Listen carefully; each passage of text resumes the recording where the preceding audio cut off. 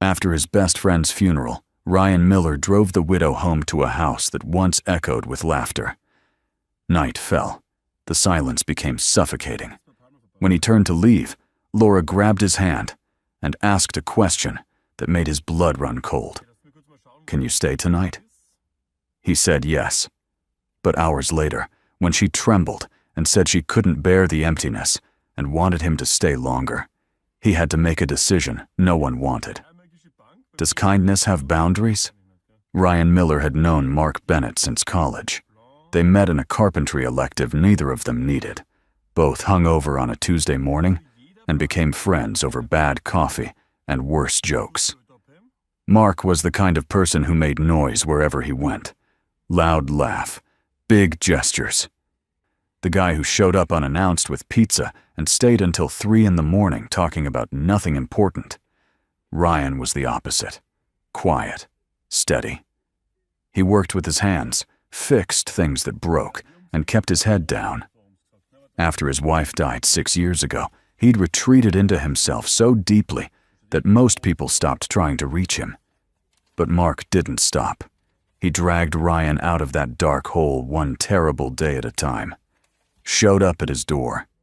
Made him eat. Made him talk.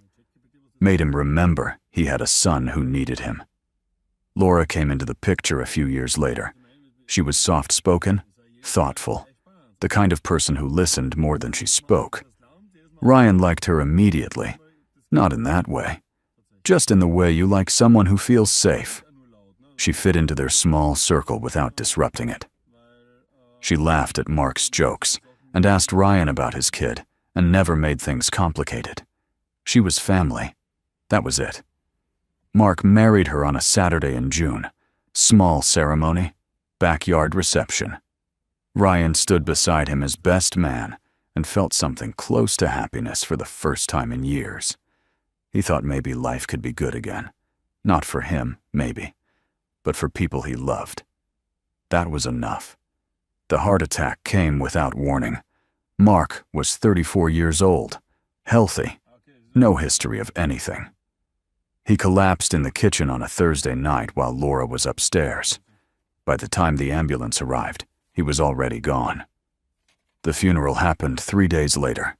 It was small, a handful of relatives, a few co-workers. Laura's parents flew in but left right after the service. Ryan stayed. He didn't know why exactly. Maybe because he owed Mark that much. Maybe because he couldn't stand the thought of Laura walking back into that empty house alone. When the last guest left, Laura stood in the funeral home parking lot, staring at nothing. Her black dress hung loose on her frame. She looked smaller than Ryan remembered, fragile in a way that made his chest tighten. Ryan approached slowly, hands in his pockets. He didn't know what to say. There were no good words for this. Laura turned to him, her eyes red and hollowed out. She tried to smile, but it collapsed halfway. Ryan gestured toward his truck without speaking. She nodded and followed. The drive back to her house was silent. Ryan kept his eyes on the road. Laura stared out the window, her hands folded tightly in her lap. The house appeared at the end of the street. A small 2-story with white shutters and a front porch Mark had built himself. It looked the same as always, but everything about it felt wrong now. Ryan pulled into the driveway and shut off the engine. Neither of them moved. The silence stretched out, heavy and suffocating. Finally, Laura opened her door and stepped out. Ryan followed, unsure if he should leave or stay, or what the protocol was for this kind of thing. Laura unlocked the front door and walked inside. The house was dark. She didn't turn on any lights. Ryan stood in the doorway, 1 foot in, 1 foot out. He watched her move through the living room like a ghost, her fingers trailing along the back of the couch, the edge of the coffee table, the frame of a photo on the wall. She stopped in the middle of the room and just stood there. Her shoulders started to shake. Ryan stepped inside and closed the door behind him. He didn't say anything. He didn't touch her. He just stood there because he didn't know what else to do.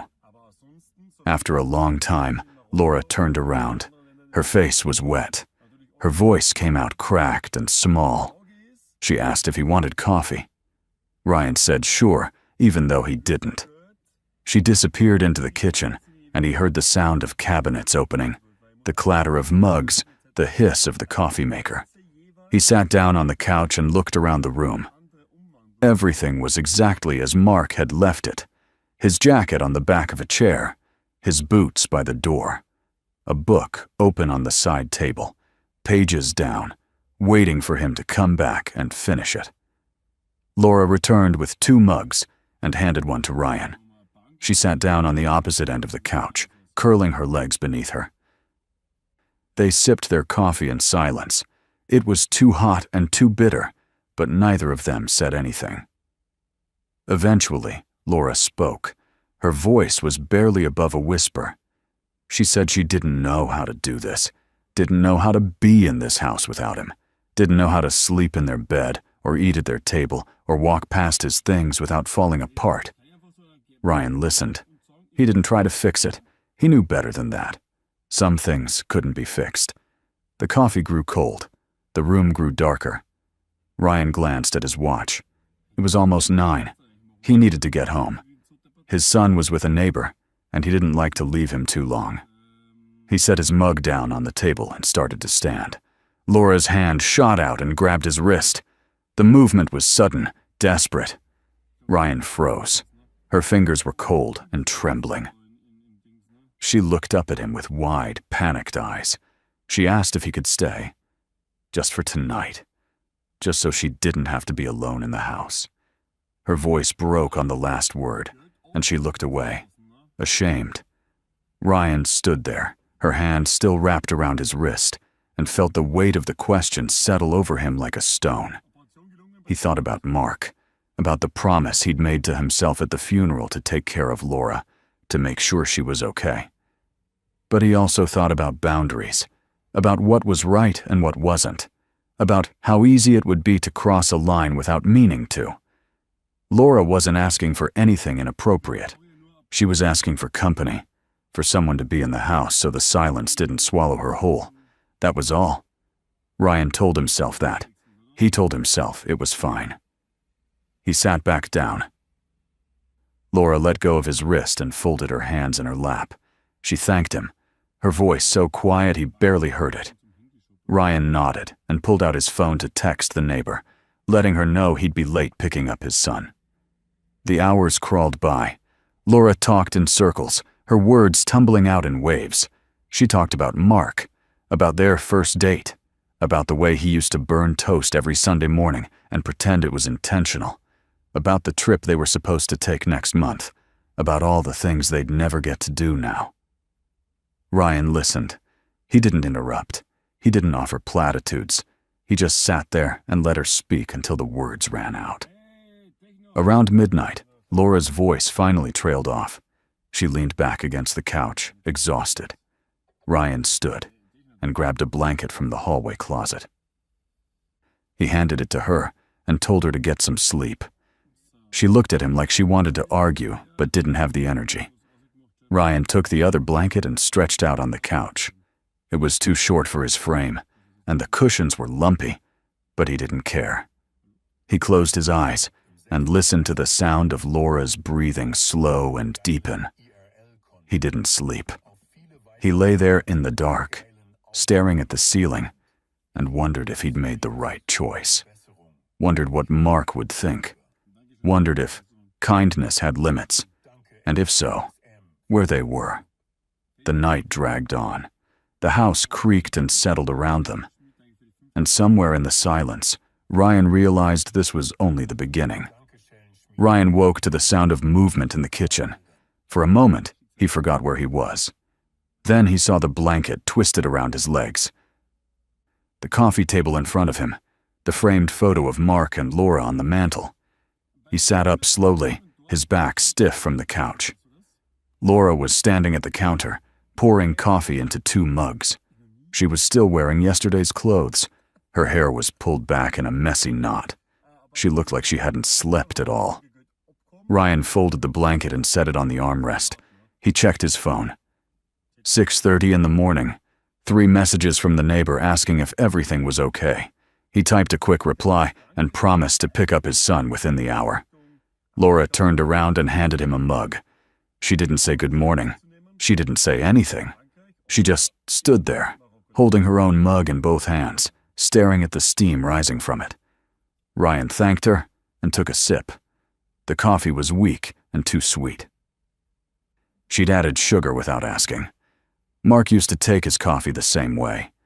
Ryan wondered if she'd done it out of habit, or if she'd just forgotten how he liked it. They stood in the kitchen in silence. Sunlight filtered through the curtains, soft and pale. Outside, a car drove past. A dog barked. The world kept moving like nothing had changed. Laura set her mug down on the counter and crossed her arms over her chest. She looked at Ryan with an expression he couldn't quite read. Tired? Maybe. Or lost. She told him she appreciated him staying, that it helped, that she didn't know what she would have done if she'd been alone. Ryan nodded. He said it wasn't a problem, that he was glad he could help, that if she needed anything, she should call him. He meant it, but he also meant it as a closing statement. A polite way to say he needed to leave now. Laura didn't move. She just stood there, her arms still crossed, her eyes fixed on him. Then she said something that made his stomach drop. She said she didn't think she could do another night alone, that the house felt too big and too quiet and too full of him, that every corner reminded her of Mark and she couldn't breathe, that when Ryan was there, it was easier. Just a little, just enough. Ryan set his mug down carefully on the counter. He could feel the weight of what she was asking without her having to say it directly. She wanted him to stay again, maybe longer than one night. Maybe until she could figure out how to exist in this house without falling apart.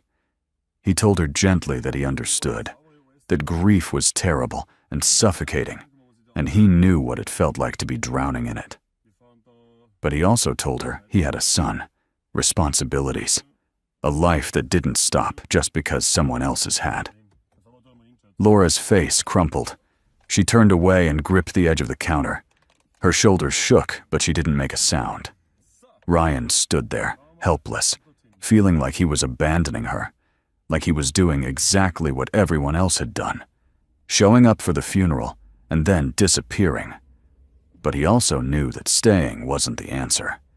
Not like this. Not in a way that made her dependent on his presence instead of learning to stand on her own. He'd been down that road before. After his wife died, he'd clung to anyone who would let him. He'd mistaken company for healing. It had taken him years to realize that grief didn't work that way, that no one could carry it for you.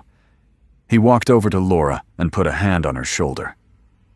She flinched but didn't pull away.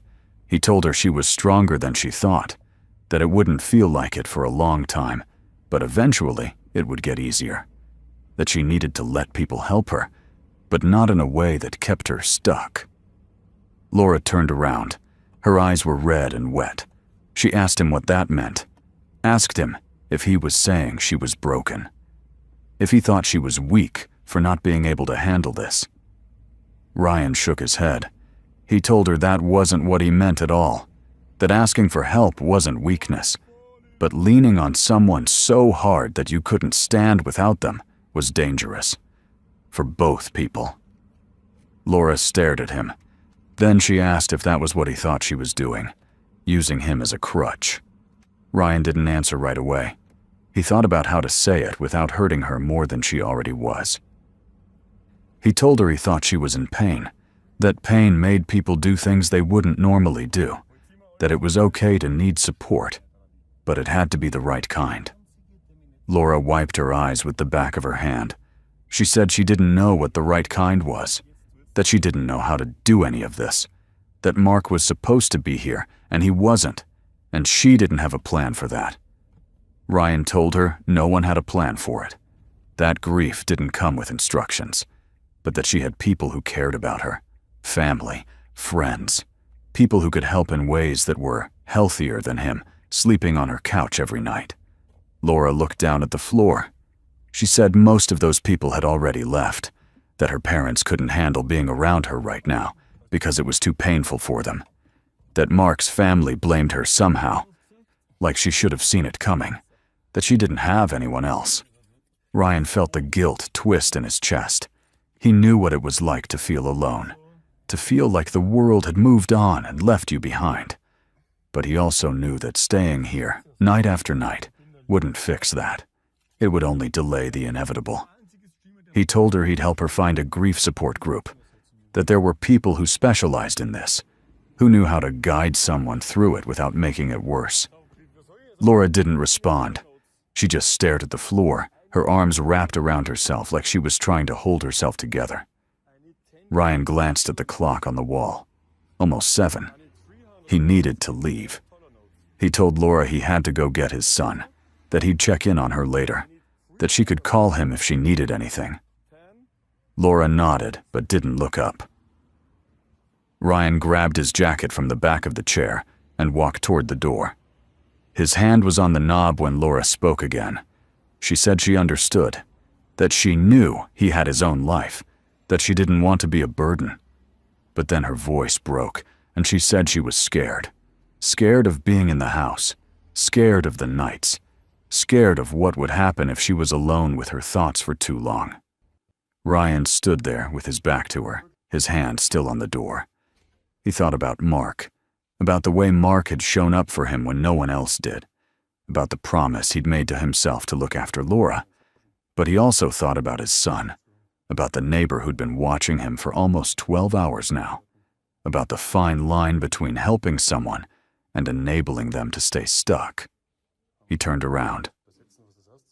Laura was standing in the middle of the kitchen, looking small and fragile and utterly lost. Ryan told her he couldn't stay again tonight, that it wasn't fair to her, or to him, or to his kid, that she needed to start finding other ways to cope. Laura's face went blank. She nodded slowly, like she'd expected this, like she'd known all along that he'd leave eventually. She told him it was fine, that she'd figure it out. Her voice was flat and distant. Ryan felt the guilt claw at him, but he forced himself to walk out the door anyway. He climbed into his truck and sat there for a moment, staring at the house. He could see Laura through the kitchen window, standing in the same spot, unmoving. He thought about going back inside, about staying just one more night, but he knew where that road led. He started the engine and drove away. The rest of the day passed in a blur. Ryan picked up his son and took him to breakfast. They went to the park, played catch, did all the normal things they always did. But Ryan's mind was somewhere else. He kept thinking about Laura alone in that house, kept wondering if he'd made the right call. That night, after his son was asleep, Ryan sat on his own couch and stared at his phone. No messages from Laura, no missed calls. He told himself that was a good sign, that she was okay, that she was figuring it out. But deep down, he didn't believe it. 2 days passed, then 3. Ryan texted Laura twice, short messages, asking how she was doing, reminding her that he was there if she needed to talk. She responded both times with one-word answers. Fine, okay, thanks. On the 4th day, Ryan drove by her house on his way home from a job. The curtains were drawn. The porch light was off even though it was almost dark. The mailbox was overflowing. He sat in his truck at the end of the street, staring at the house, and felt the dread settle in his stomach. He called her. It rang 6 times before going to voicemail. He left a message asking her to call him back. She didn't. Ryan tried to tell himself it was normal, that she needed space, that she was processing things in her own way. But he couldn't shake the image of her standing in that kitchen, looking so lost and scared. That night, he lay awake, staring at the ceiling. He thought about his wife, about the weeks after she died when he'd locked himself in the house and refused to see anyone, about how Mark had forced his way in and dragged him back to the world, about how close he'd come to disappearing completely. He thought about Laura alone in that house right now, about what she might be thinking, about what she might do if the weight became too much. At 2 in the morning, Ryan sat up in bed. He grabbed his phone and called her again. No answer. He texted her, told her he was worried, told her to please just let him know she was okay. Nothing. Ryan got out of bed and paced the room. He thought about driving over there, about banging on the door until she answered. But he also thought about boundaries, about the line he'd already walked up to, about how showing up in the middle of the night might send the wrong message. He sat back down on the edge of the bed and put his head in his hands. He didn't know what to do, didn't know if he was being paranoid or if his instincts were right. Didn't know if helping meant going back or staying away. The guilt was overwhelming. The fear was worse. Ryan looked at his phone one more time. Still nothing. He thought about Mark, about what Mark would do if their positions were reversed, and he realized, with a sinking feeling, that Mark wouldn't have left in the first place. But Ryan wasn't Mark, and maybe that was the problem. He set the phone down on the nightstand and lay back down. He stared at the ceiling until the sun came up, and the whole time he couldn't shake the feeling that he'd made a terrible mistake. By the 5th day, Ryan couldn't take it anymore. He dropped his son off at school and drove straight to Laura's house. The morning was gray and cold, the kind of weather that made everything feel heavier. He pulled into the driveway and stared at the front door.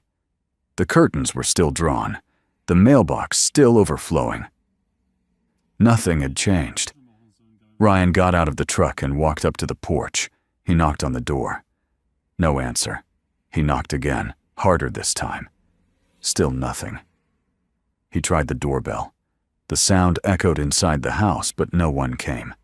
Ryan pulled out his phone and called her. He could hear it ringing inside, faint and distant. It rang, and then went to voicemail. He hung up and knocked again. This time he called her name through the door. His voice sounded too loud in the quiet street. Finally, he heard movement. Footsteps. Slow and uneven. The door opened a crack, and Laura stood there, half hidden in shadow. She looked worse than Ryan had ever seen her. Her hair was unwashed and tangled. Her clothes were wrinkled like she'd been sleeping in them. Her eyes were hollow and red-rimmed. Ryan asked if he could come in. Laura didn't answer. She just turned and walked back into the house, leaving the door open. Ryan took that as permission and followed her inside. The house was a mess. Dishes piled in the sink, empty mugs on every surface. The curtains closed in every room, blocking out the daylight. It smelled stale, like the air hadn't moved in days. Laura shuffled into the living room and sat down on the couch, pulling a blanket over her legs. She stared at the wall, her face blank. Ryan stood in the doorway, trying to figure out what to say. He asked if she'd eaten anything. Laura shrugged. He asked if she'd been outside. She shook her head. He asked if she'd talked to anyone. She didn't respond at all. Ryan sat down on the edge of the coffee table facing her. He told her he was worried, that shutting herself in like this wasn't healthy. That she needed help. Real help. Not just someone checking in on her every few days. Laura finally looked at him. Her voice came out flat and exhausted. She said she knew.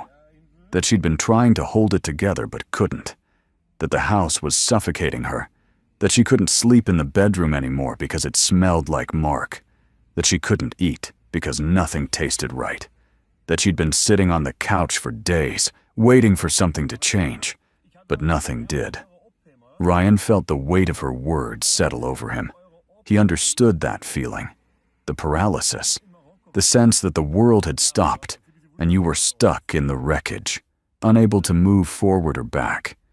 He told her he got it, that after his wife died, he'd done the same thing, locked himself away, refused help, convinced himself he could white-knuckle his way through it. Laura asked what changed. Ryan told her Mark changed it, that Mark had forced him to get up, get out, and start living again even when he didn't want to. That it hadn't been easy or fast, but it had worked because Mark didn't let him stay stuck. Laura's face crumpled. She said Mark wasn't here anymore, that no one was going to do that for her. Ryan told her that wasn't true, that he was here, that he wasn't going anywhere, but that she had to meet him halfway. She had to be willing to accept help in a way that actually helped.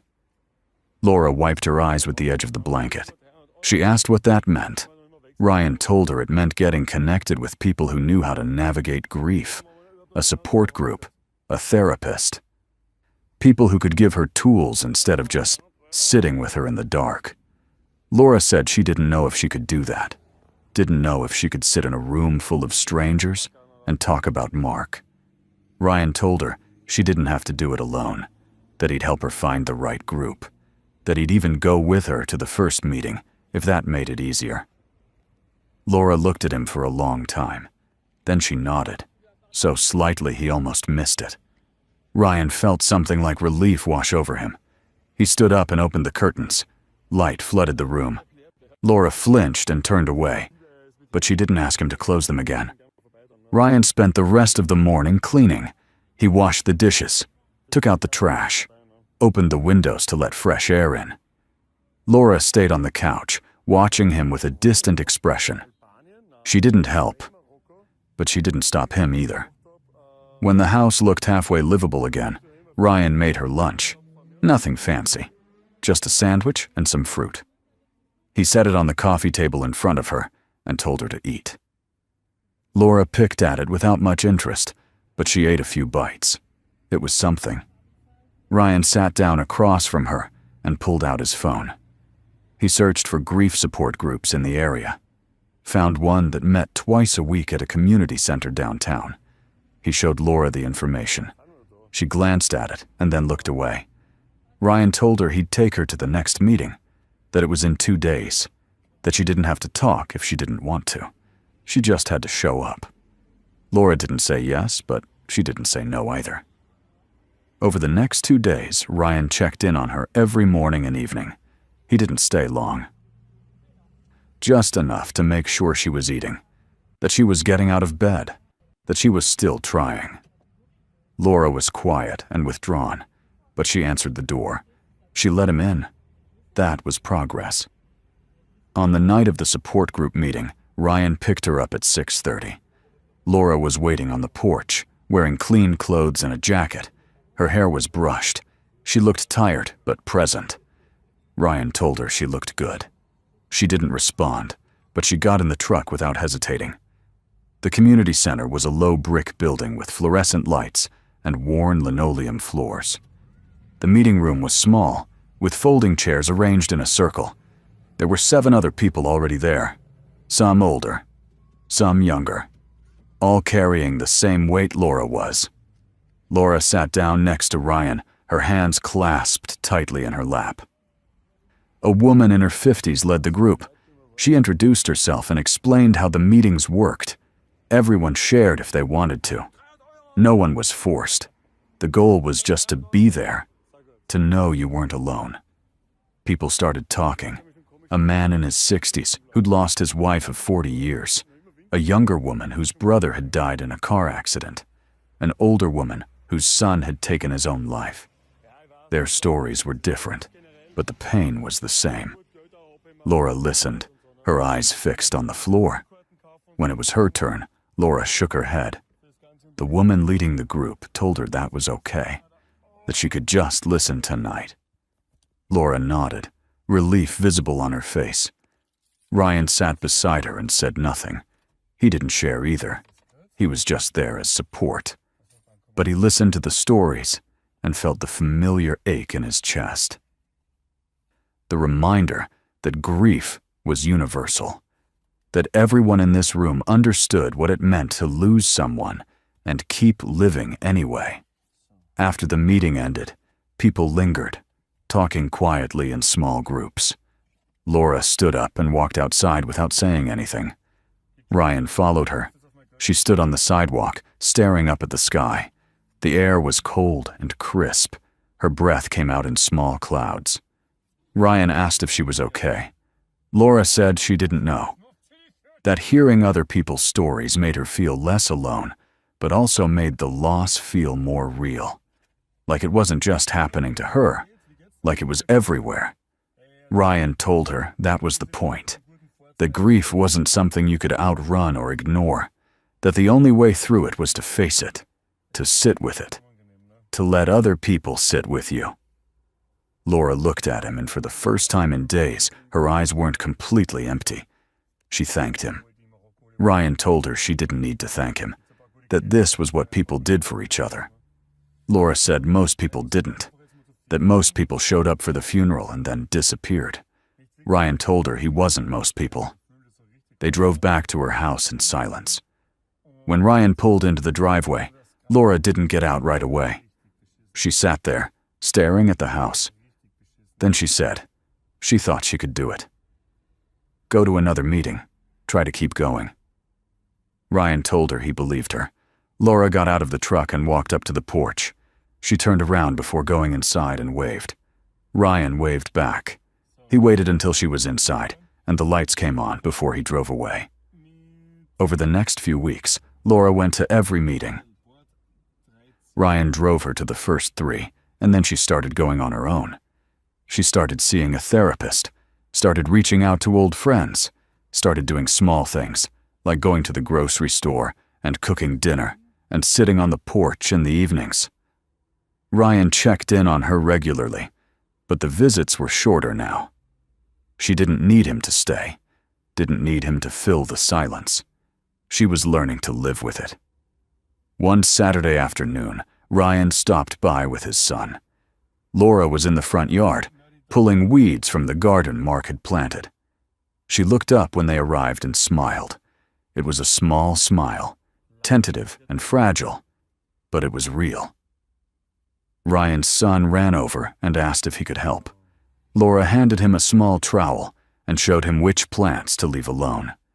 They worked together for a while, the kid chattering about school and cartoons and nothing important.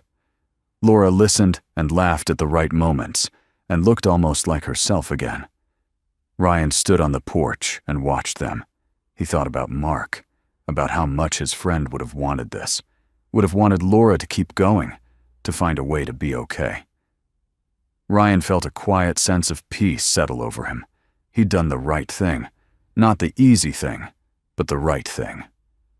When it was time to leave, Laura walked them to the truck. She thanked Ryan again, told him she didn't know what she would have done without him. Ryan told her she would have figured it out, that she was stronger than she thought. Laura said maybe, but she was glad she didn't have to find out. Ryan drove home with his son asleep in the back seat. The sun was setting, casting long shadows across the road. He thought about boundaries, about kindness, about the fine line between helping someone and doing the work for them.